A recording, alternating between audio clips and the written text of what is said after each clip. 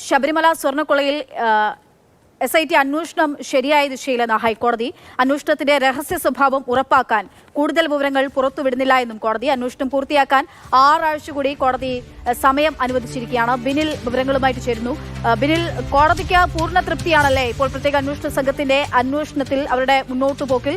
അതുകൊണ്ട് തന്നെയാണ് സമയം അനുവദിച്ചിരിക്കുന്നത്. കോടതി എന്തൊക്കെ വിവരങ്ങളാണ് പുറത്തു വരുന്നത്?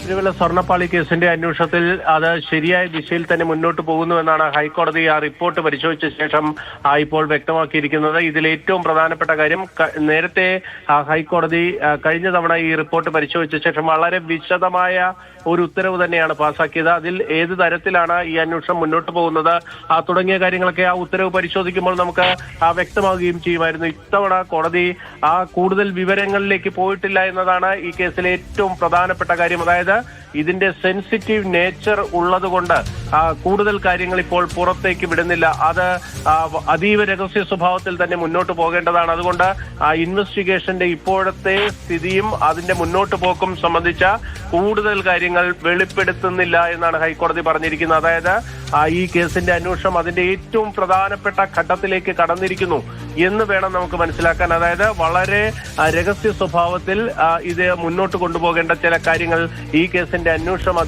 വന്നിട്ടുണ്ട് എന്നതാണ്.